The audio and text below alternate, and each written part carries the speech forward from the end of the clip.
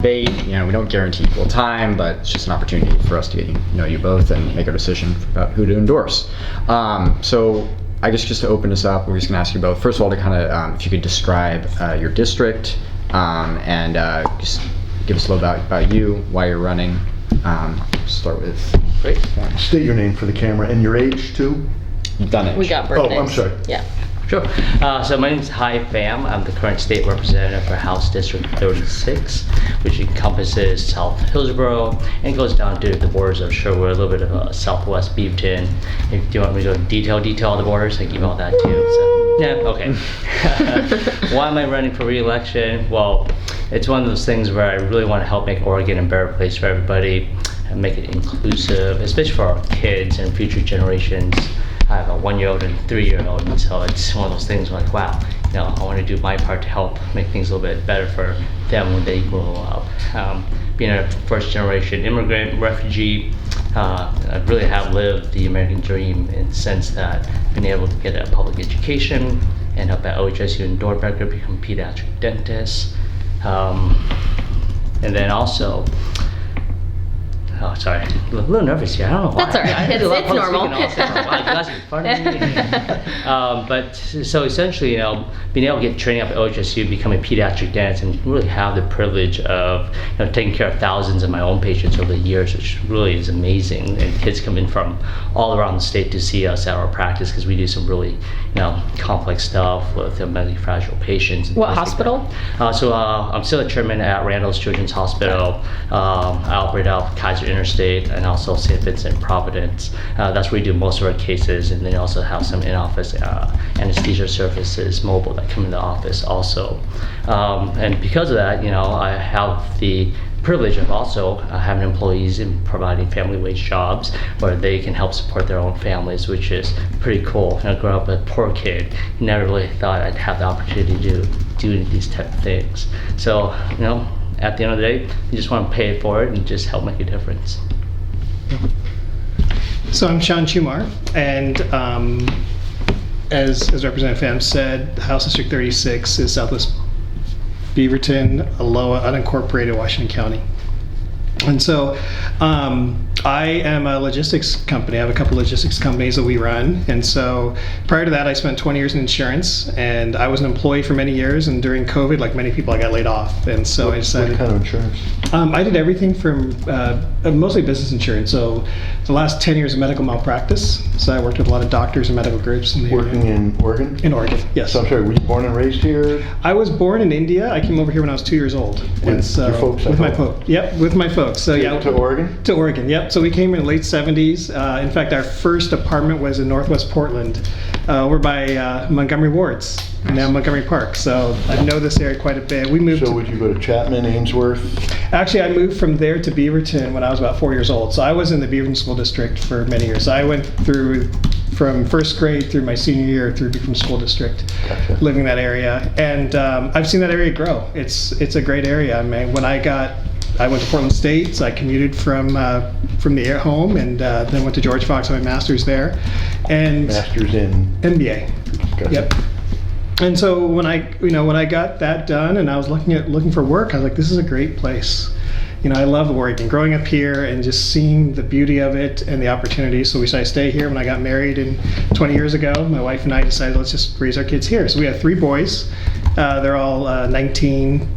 15 and 10, they all just had birthdays. I had to remember those. And so we've raised our kids in our area for the last 20 plus years. Love the area.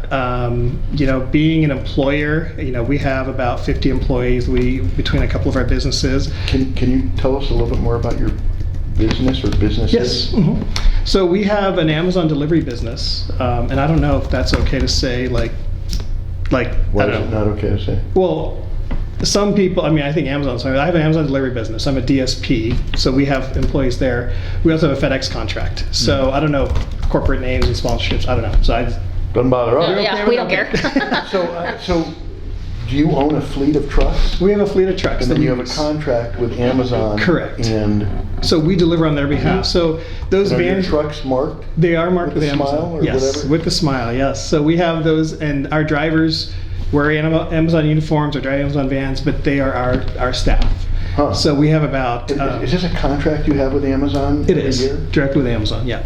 I would be so scared that one year they're going to move in and say, we're buying our own trucks and our drivers and you're out of business. I mean, that's Tell me about inevitable. it. No, I totally agree. That's why that's why I diversify. So we have a FedEx contract as well. So we picked up a FedEx contract and we handle down in Woodburn, Hubbard area. Huh. And so did you see you had two businesses? Because the business with Amazon is separate, Separate from our FedEx, yes. and these are contracts and you have employees, and how many Correct. employees? We do you have a combined about 60 employees. Can you tell us roughly what the annual revenues of your companies are? Annual revenues are just under $3 million. Okay.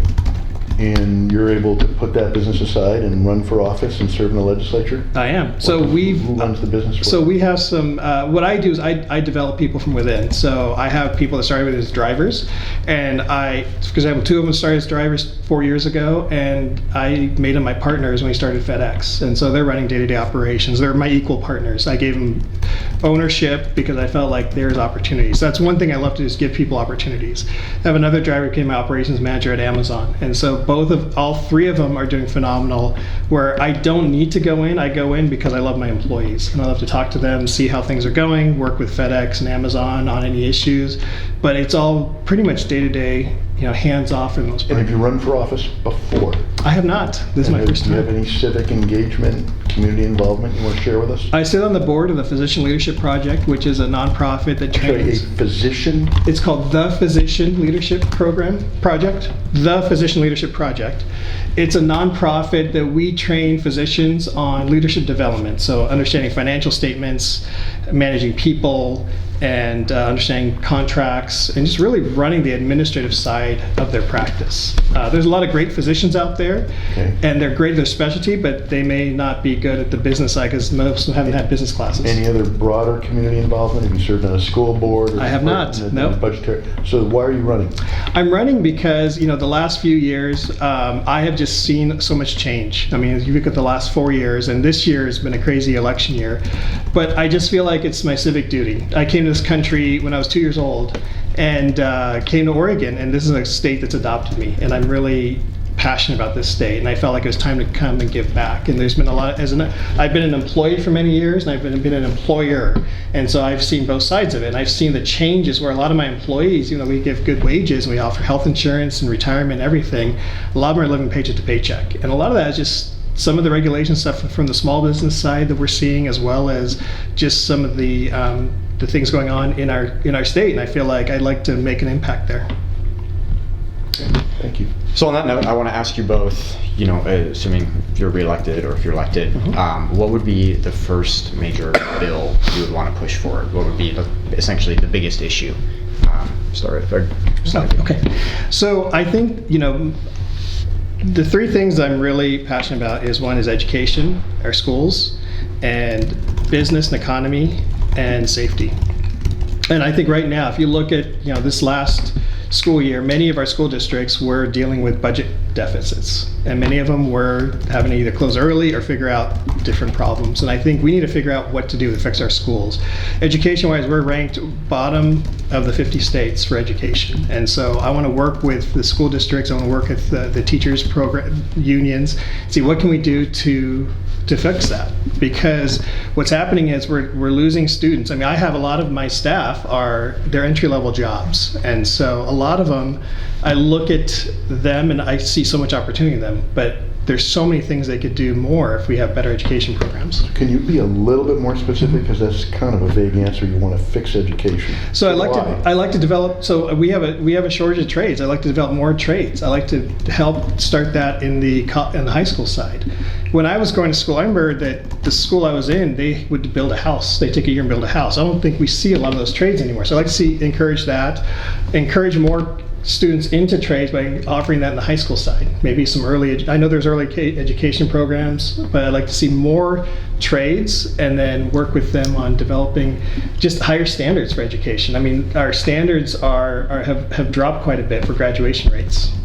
So toughen the standards for graduation, and spend more money on curriculum for trades. Is that what I'm hearing? Yep, more money on curriculum for trades. Not everyone wants to go. College isn't for everyone, right? So, but we don't, I mean, there's so many opportunities in trades that are being left. And there's so many trades, there's a shortage, right? And if you look at how do we encourage more people that may want to go into trades? When I was in high school, it was in, I'm from an Asian family where they're like, you go to college, it's not an option, right? And a lot more people in the 80s and 90s have had that, where there's less trade jobs. Well, not trade jobs, there's less people going into those trades, like construction and plumbing and electrical. So you mentioned earlier like budget deficits, and you want to spend more on that. So how do you make the money work? Well, I think the biggest thing is I want to see where's the money going. For example, if you look at the small business, a corporate activity tax, and that money's supposed to be earmarked for schools, correct? Well, if that money's going towards schools, and it's the last 4 years they've been doing that, I don't know where that money's going, because if the schools aren't receiving it, if the schools are receiving it, then why are they still in deficits? Well, you've had an opportunity to look at their budget, so what have you learned and determined? We're still trying to figure that out. I've been doing a lot of research on where the corporate activity tax money is going to see where is that being spent. Well, I'm not sure how you're going to get any more answers as a member of the legislature than you are as a member of the public. So what is it you're trying to sort through? The money is going to schools. It's going to schools, but then, I know that right now, But you're of the belief that some of that money is being wasted. I feel like it is. Okay, Yes. so where? That's what we got to dig into. Well- I know with regard to, we may have to work with the unions on things. I know there's been a lot of strikes, there's a lot of wage, was it Portland Public Schools had a strike last year? Yes. And I know they've talked about wages and stuff, but we also have to look at, okay, what is that wages going towards? Because if they're increasing wages, unions wanting more, why is it there's still deficits? Where are the areas are there areas that we need to work on? And I need to work further into that in the schools, in the districts and stuff, and look at that. But the average student cost, is it I think $12,000 or $14,000 per student is the cost per year, per student, whereas there's people going to private schools and not paying that much per student. So you think wages are too high? So I don't know if wages are too high or what are the costs of the schools. It costs $14,000 per student. Mm. Do you think we need more teachers in this state or fewer teachers? I think we need more teachers. I think teachers are burning out. I have friends that are teachers that have left teaching, and I think it's sad. So I don't know if there's something on the administrative side. I know, a lot of public schools, and I've talked to many people that they're pulling their kids out of public school because it's not safe. So there is a safety issue there. Some of them don't have school resource officers. Some of them there's just issues. And so how do we work through some of that? Because if we can create an environment, a safer environment for kids, and a safer environment for teachers, that could help increase. One, the education level, it could help increase the morale. Okay. Safe in terms of like student behavior or the threat of gun violence, or what kind All of the safety? above. So Tiger Tualatin School District this last school year there was a video that went out viral of somebody that was attacked, right?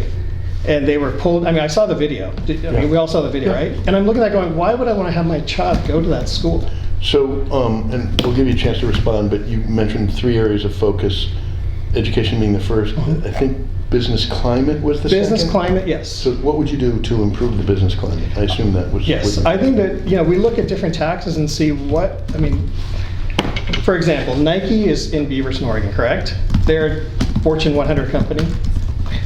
If they were to start their business today, the question is, would they be as successful as they were today as they were 50 years ago with the current regulations and business climate going on? There's a lot of taxes. I look at, talking to a lot of my friends that are business owners, a lot of the taxes and a lot of regulations going on. I believe there's regulations when it's right. For example, environmental regulations. There's things that we need to have. Great, but there may be some regulations that you'd like to do away with, and there may be some taxes you'd like to cut or reduce. What are those? I think the corporate activity tax, until I can see the real benefit of it, Get rid of it, reduce it? I'd either like to reduce it or increase from $1 million to a higher limit. Because Which it kicks in. correct. Right, okay. Correct. What else on the tax side?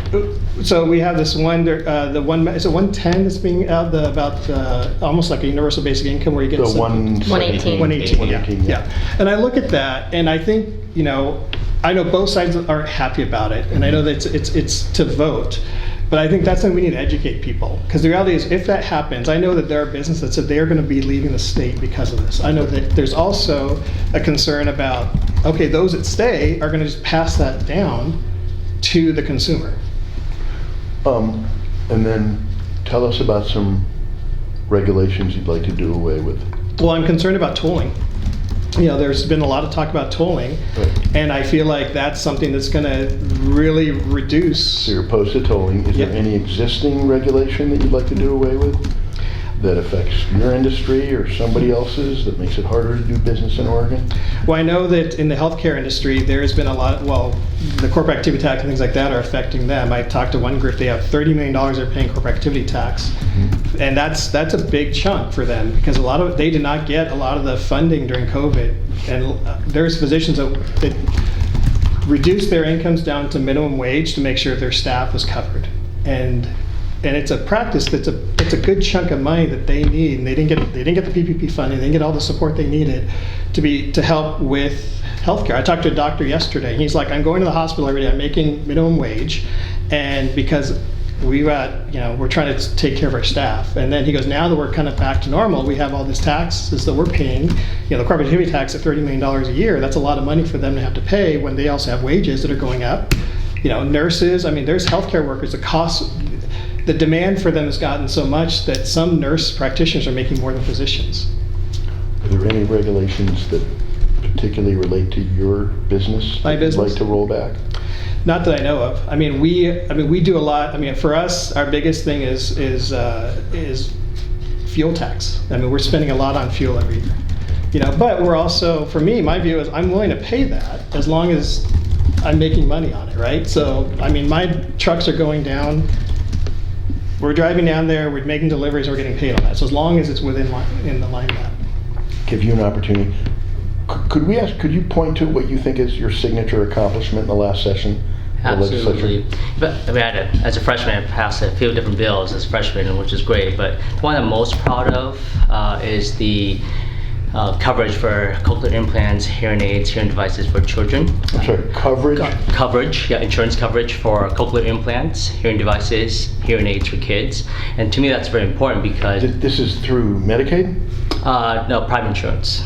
That private insurance was not required to cover hearing aids? So essentially, there was some discrepancy. So the bill that Representative Reynolds worked on a few sessions back, saying that, hey, these are the services that have to be covered. It wasn't being covered completely. So some insurers were doing it, some weren't, and so that's why the advocates came to me and then asked, hey, Representative Pham, can you work on this to help close some of these loopholes? So he essentially made it more clear in statute on what they had to cover with insurances. And was there a division between the cochlear implant lobby and the hearing aid lobby, because they hate each other?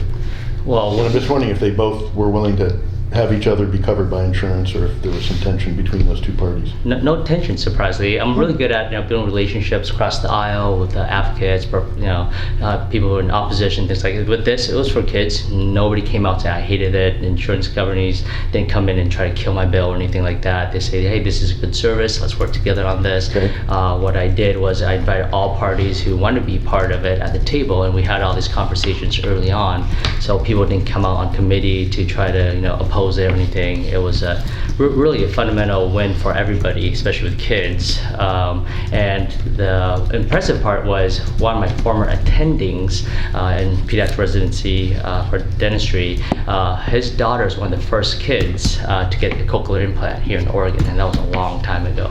So that was really heartwarming to be able to provide a policy that will help all these kids from here and moving forward. I was at a coffee shop, after the bill passed, and then it got implemented after the year. And then Dad came up to me, "Are you Representative Pham?" I'm like, "Oh man, here we go."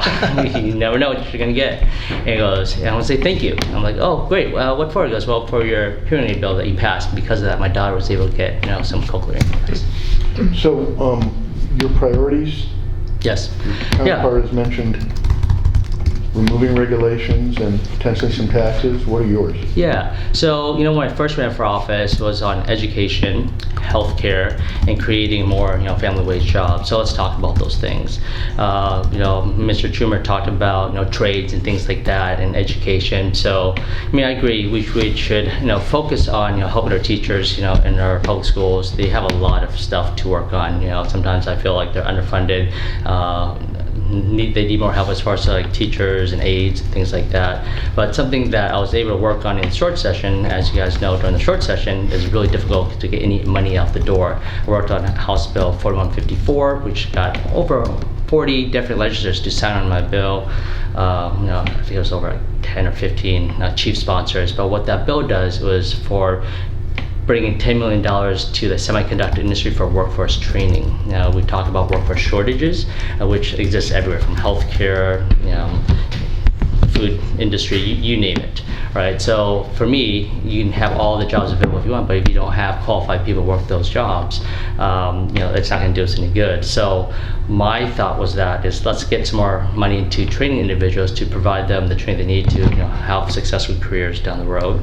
I also had a companion bill with Jules Walters. She had a bill on childcare, which brought $5 million to help with some of the childcare deserts that we're seeing and to help increase the workforce. Because if you're at home stuck trying to take care of your kids, you can't enter the workforce. Unfortunately, what we see, especially in the semiconductor industry, it's more male dominant, and so we're trying to get more women into the profession. So by doing this, it helps those individuals who want to return to the workforce get childcare and the access they need to continue into the So workforce. is Intel in your district? It is not. That is in Representative Sosa's district. Gotcha. What is the registration breakdown in your district?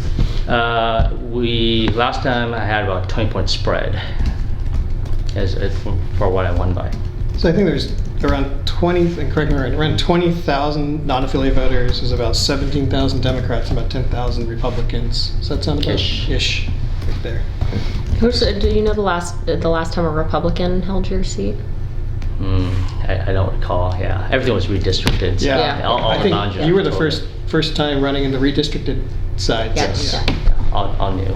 So I'm curious, you're obviously work in healthcare. I'm sure you've experienced, the shortages in healthcare right now are having some profound problems. So what do you think is something that the legislature could do relatively quickly to help address this? Like what would you like to see happen soon? Yes, with the shortages, I think we need to also look at licensure. That's a big conversation right now. Like, remove some of those red tapes and hurdles. Reciprocity programs, if you work 5 years from other states in another state, then you come over and that license can transfer. I think that's something that's Why really helpful. is that not the case in Oregon? To be honest, I don't know. It's one of those things where there were some legislation that was trying to pass for behavioral health specialists and things like that to try get like a compact Reciprocity? yeah, reciprocity, and then also You know? So I think I know. So this is like the insurance industry. Every state has its own medical boards, right? Yes, yeah. And a lot of medical boards, like they've talked about wanting a national licensing program, but it's never going to happen because every board wants the income and they want their own regulation. So because of that, states don't talk to each other. And it's hard to get people to get reciprocity. Oregon and Washington have been tough with a lot of reciprocity. There are states that do have reciprocity. Correct, yes. For behavioral therapists. Mm-hmm. Oregon is not one of them. So why? That's a good question. Well, who to ask. benefits from having the status quo? People who are existing therapists? Is it a guild? They're just protecting their own? I can't comment to that. All I can say, Why there's not? this. Seriously, if I were a legislator, I would know the answer to this question. Sure. It's a pretty serious question in healthcare. Why can't we get more therapists here? We're trying. Because Yeah. but who is standing in the way of it? What lobby is standing in the way of it? Who stands to benefit from a situation we have right now, which makes no sense? Yeah, that's a good question. So that's why myself and Representative Deal, we had a bill last session, I think it was a long session actually, that we were trying to pass a bill where it's easier to become licensed here in Oregon. I think one of those things Who fought it? I think there were some concerns from the boards as far as being involved with that. It was the other representative taking lead on it, so I wasn't in the forefront of that. So my thoughts are, all right, if I were to take this on and being the chief sponsor and taking the lead on that, what I would do is I bring all the agencies and hey, let's talk to the executive directors and say, hey, what can we do to work with you? What are some of your concerns? Do you like it? Do you not like about this compact and things like that? So I think that's where I would start. I can't comment on why or why not somebody likes it or doesn't like it because I haven't talked to all the opposition. So I just know that it just didn't make it through. Yeah. Can you respond? He wants to cut taxes. He thinks tax rates are too high and it creates a unhealthy climate for business. Sure. I mean, I think, in order to fund the general fund, we need to depend on, taxes from, property taxes, for businesses. If you're referring to the business portion of it, if you're talking about 118, I think that was a measure that wasn't very well vetted, coming from two individuals from out of state. You've seen our governor and both parties, opposed to that because not all the parties were at the table to, have this conversation. I think if you want to talk about that, let's talk about that and see what we can create and involve everybody from labor, business, you name it. We all have to be at the table, including the legislature, all the different agencies.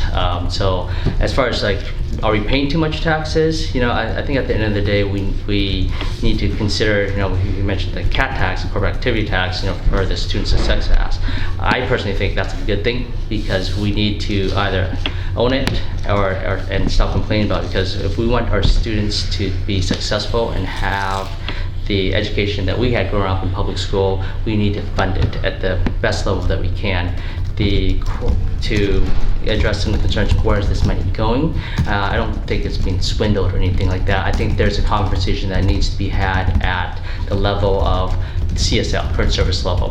The districts are coming in at one number, the state is coming at a different number. So it was great that Governor Kotek brought together a group that everybody's at the table, and we're having this conversation right now, and out of that there'll be some recommendations. And why is there a discrepancy? We funded $10.3 billion, in the long session. That's record, historic numbers, and it's more once you include, some of the property taxes that go into it.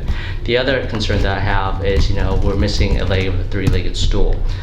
We don't have a sales tax, right? Measure 5 and 50 has really, hindered the ability to raise funds for their schools and things like that. So I'm all for public schools. I want to fund it to the best of our ability, and it should come first because I believe in our kids. Our future is our next generation. They need to carry on the torch, and so that's referring to the tax component of that.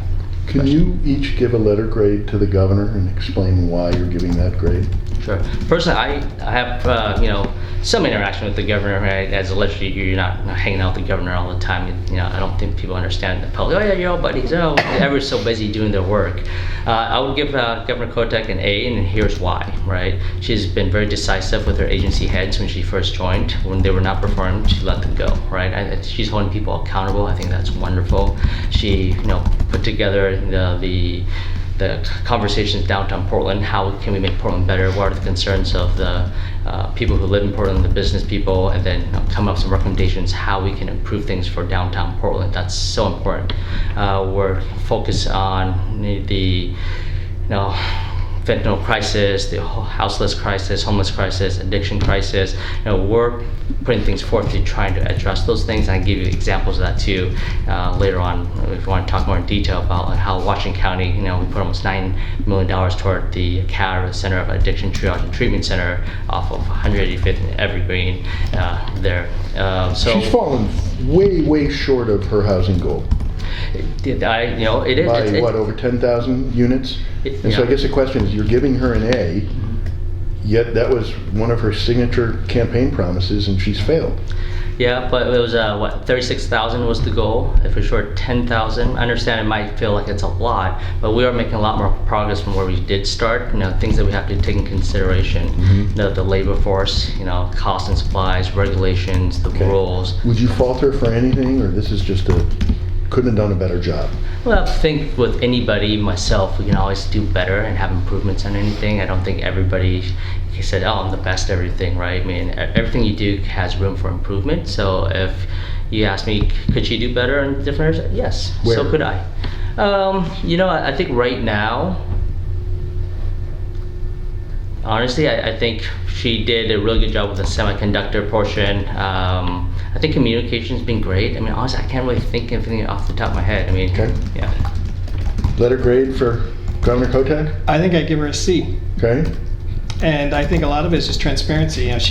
So for example, recently you I guys assume you mean lack of transparency. lack of transparency. Lack of transparency. You guys have reported recently about some of the things. For example, her spouse wanting to be on the board, and you talked about behavioral health. I mean, she has experience in behavioral health and found out there's some controversies there. So there's a lack of transparency that I see that I'm really concerned about. And she's had a lot of turnover in her staff. And in reading some of the articles, it's about a lack of accountability and transparency. And so that's where I would give her a C.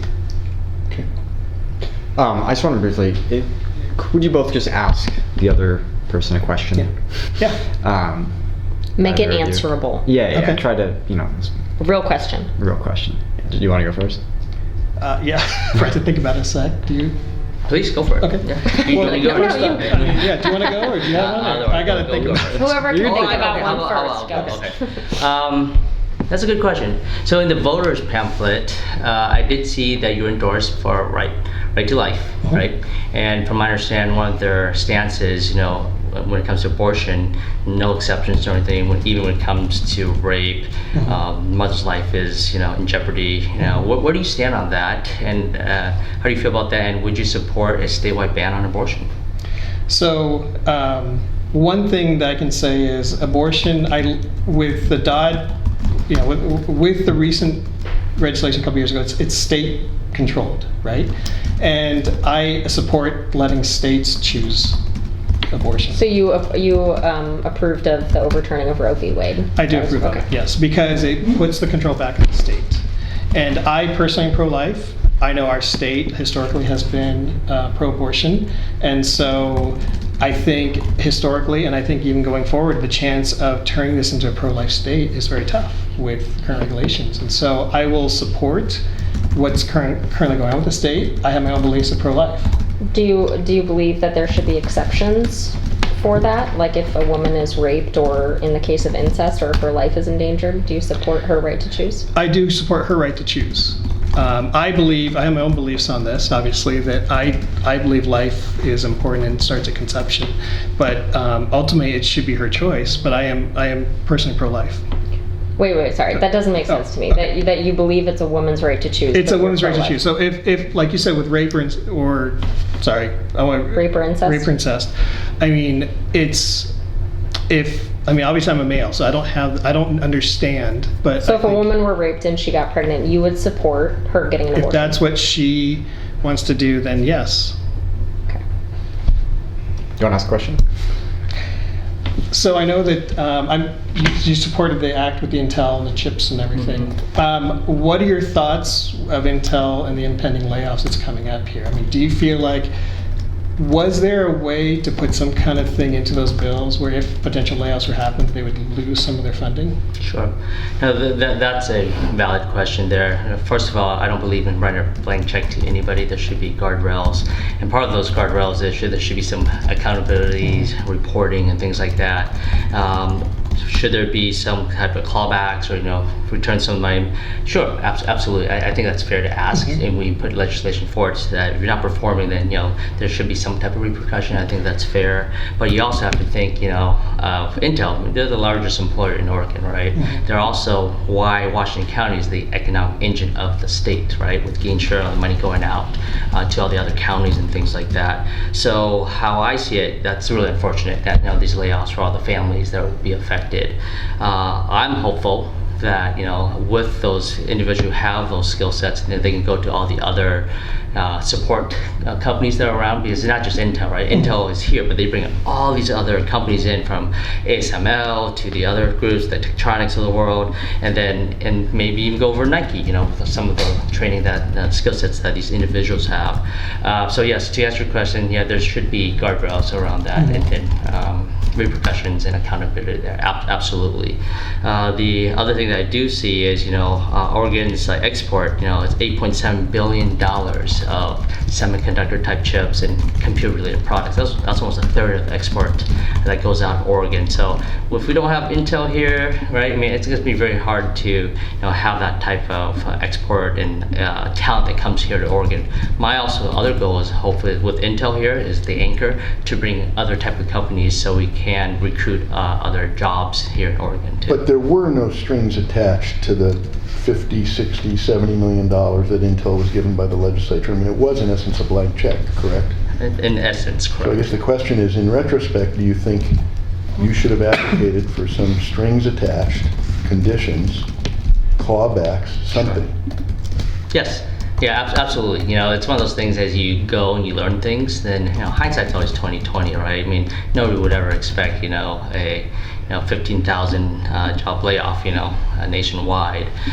So with that said, it's unfortunate, looking back on it. Could we have done something? Absolutely. Do you have any more questions? Nope. All right, we have one fun question to end this on. Make sure I get this question right. Yeah, that's The question is, What were you best known for in high school? Ha. Like, were you voted most likely to, start a circus or, whatever? Or were you president of the chess club, Yeah. or did you burn the bathroom down? What do people know you from? I Were you was, voted most likely to, whatever? yeah, I was known as the guy with the car. So I was the taxi driver.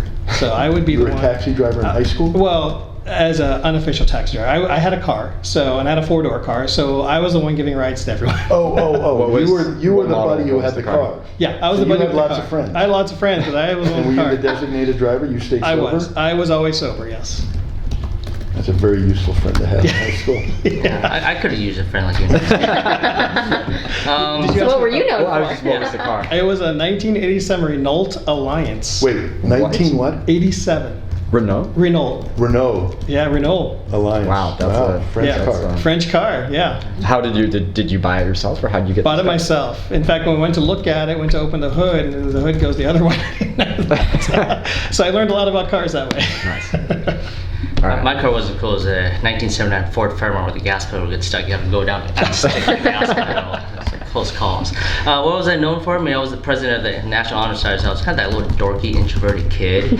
But I also wrestled too, which is kind And of this the is complete what high opposite. school? Corvallis High, Spartans. And you wrestled, what was your weight class? Cut down to 119 to all 3 years. So Wow. rough. Wow. So Wow. that's why I do not like to run now unless I'm being chased by somebody. So plastics and cutting weight. It was rough. So. Great. Well, great. Thank you both. Thank you, everybody. Thank you. Appreciate it.